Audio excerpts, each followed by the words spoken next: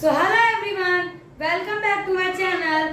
Myself कल्पना शर्मा और आज मैं आपको क्लास 12 की हिस्ट्री का चैप्टर 1 का पार्ट 2 पढ़ाऊंगी।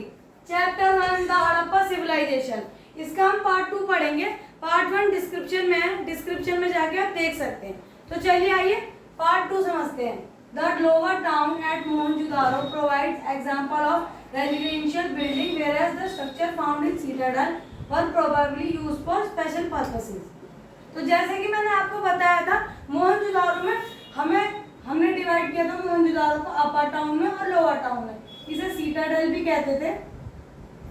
तो आर्कोलॉजिस्ट बताते हैं जो लोअर टाउन था मोहनजोदारो में, वो नॉर्मल जो पीपल थे वहाँ के डेली बेसिस पे यूज करते थे, और जो अपर टाउन था वो स्पेशल पर्पसेस के लिए यूज करा जाता था। जैसे कि कोई फेस्टिवल है या कोई यज्ञ है, राजाओं के द्वारा कोई यज्ञ होता था या कोई पूजा होती थी, तो वो अपर टाउन में की जाती थी। और जो लोअर टाउन है, लोअर टाउन जो मतलब आम आदमी जो होते थे वहाँ के, वो यूज करा जाते थे, और डेली बेसिस पे जो वहाँ की यूटेंसिल्स हैं, जो भी सामान है, वो यूज करते थे। अब हम पढ़ेंगे नेक्स्ट पॉइंट।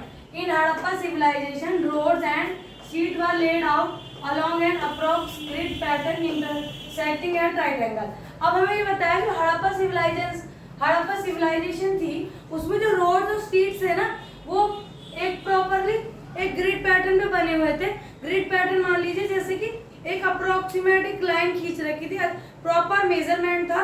उस जमाने में ये बहुत एक तरह से फैसिनेटिंग सी बात है, क्योंकि उस जमाने में लोग इतना कहाँ कि इंटरसेक्ट ये सब तो काफी अच्छा बना रखा था। तो इसमें बताया कि जो हड़प्पा सिविलाइजेशन की रोड स्ट्रीट्स थी ना, वहाँ की जो गलियां थी, वो एक ग्रिड पैटर्न पे बना रखी थी, जो इंटरसेक्ट करती थी राइट एंगल पे। मतलब एक जब वो खत्म हो जाती थी तो वो सारी जो नालियां थी वो इंटरसेक्ट करती थी राइट एंगल पे।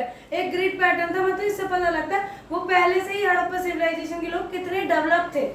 चलिए अब next point. One of the most distinctive feature of Harappa city was the carefully plan drainage system. Every house has it own bathroom paved with BRICS.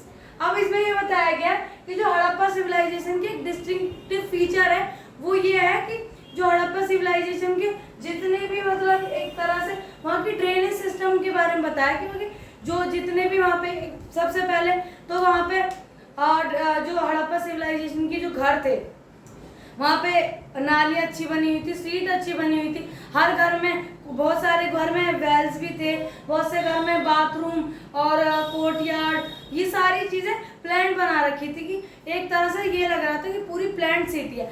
तो इसमें यही बताया गया कि वहाँ का ड्रेनेज सिस्टम कितना अच्छा था। मतलब every house had its own bathroom.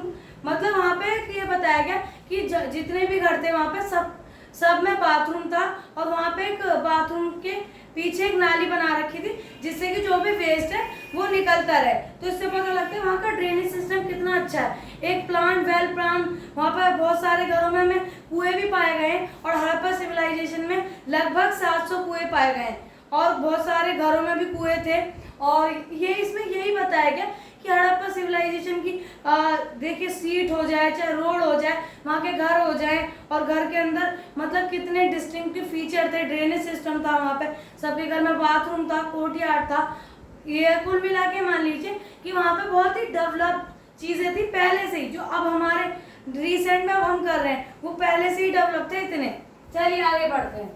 Grains consumed in Harappa civilization are estimated to be wheat, barley, Latin, chickpea and sesame millets are found from sites in Gujarat। अब ये बताया गया है कि हड़प्पा सिविलाइजेशन में जो खाने की चीजें थी, ज्यादातर हमें ग्रेन मिले हैं, उसके बाद व्हीट, बार्ली, चिकपी। इसमें ये बताया कि हड़प्पा सिविलाइजेशन में ये आर्कोलॉजिस्ट ने फाइंड किया कि ज्यादातर हड़प्पा सिविलाइजेशन के लोग खाते क्या थे। तो ज्यादातर हमें व्हीट मिला है, बार्ली मिला है, चिकपी मिला है। ये सारी चीजें मोस्टली हमें मिला है कि ये ज्यादातर मोस्टली वहाँ के लोग कंज्यूम करते थे। उसके बाद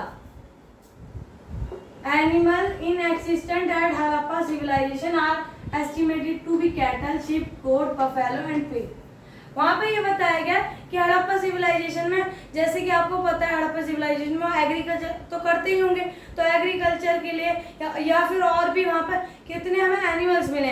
तो उसमें बताया है कि ज़्यादातर हमें बफेलो, पिग और क्या कहते हैं, buffalo, pig, ship, buffalo, pig, ये सारे एनिमल जो है ज़्यादातर मिले। तो इससे पता लगता है कि वहाँ पे इन एनिमल का ज़्यादा यूज़ होता होगा, जैसे कि कोई एग्रीकल्चर के लिए करता होगा, कोई हार्वेस्टिंग के लिए करता होगा। तो ये सब बताया गया कि इन एनिमल का ज़्यादा यूज़ होता था। चलिए, Harappa script is an enigmatic script as nobody is able to read it yet. अब इसमें यह बताया गया जो हड़प्पा स्क्रिप्ट थी वो अभी तक मतलब एक तरह से एक डिफिकल्ट स्क्रिप्ट ही मानी जाती है, जो अभी तक कोई एक मतलब एक स्पेसिफिकली उसे रीड नहीं कर पाया। मतलब उसका हड़प्पा स्क्रिप्ट का पूरा एग्जैक्ट मीनिंग क्या है वो आज तक कोई भी नहीं बता पाया। सब जितने भी आर्कोलॉजिस्ट ने बताया उनके में भी बहुत सारे टोटलिंग में एरर्स हैं और क्या कहते हैं, मतलब एग्जैक्ट नहीं बता पाया, एग्जैक्ट कोई रीड नहीं कर पाया कि एग्जैक्टली इसमें बताया क्या गया। तो यही बताया इसमें। अब पढ़ते हैं, Harappan script was written from right to left, it has signs somewhere between 375 to 400। तो अब इसमें यह बताया गया जो हड़प्पा स्क्रिप्ट थी, हड़प्पा स्क्रिप्ट जो थी वो राइट से लेफ्ट की तरफ लिखी जाती थी, जैसे कि यहाँ से इस तरफ लिखी जाएगी। हमारे जो इंडिया में हम क्या करते हैं, लेफ्ट से लिखना शुरू करते हैं और राइट पे खत्म करते हैं, पर हड़प्पा स्क्रिप्ट ऐसी नहीं थी। हड़प्पा स्क्रिप्ट में राइट से लिखते थे और लेफ्ट पे खत्म करते थे। और इसमें यही बताया गया कि जो स्क्रिप्ट थी वो समवेयर 375 से लेके 400 थी। ये इंपॉर्टेंट आप लर्न कर लीजिए। तो इसमें पूछा भी जा सकता है कि उसमें कितने साइंस थे, तो साइंस उसमें 375 से लगभग 400 तक थे। इसमें यही बताया गया कि वहाँ की हड़प्पा स्क्रिप्ट राइट से लेफ्ट की तरफ लिखी जाती थी और उसमें 375 से लेके 400 तक साइंस थे। चलिए, तो गाइस आज की वीडियो में इतना ही। तो आपको मेरी वीडियो अगर अच्छी लगी हो तो वीडियो को लाइक जरूर करें, कमेंट जरूर करें और अपने फ्रेंड्स के साथ वीडियो को जरूर शेयर करें और चैनल को सब्सक्राइब करना ना भूलें। और कमेंट में बताएं कि आपको मेरी एक्सप्लेनेशन कैसी लगती है और मुझे कमेंट करके जरूर ये बताएं कि मैं नेक्स्ट वीडियो किस सब्जेक्ट पर डालूं। तो गाइस अगली वीडियो में मिलते हैं।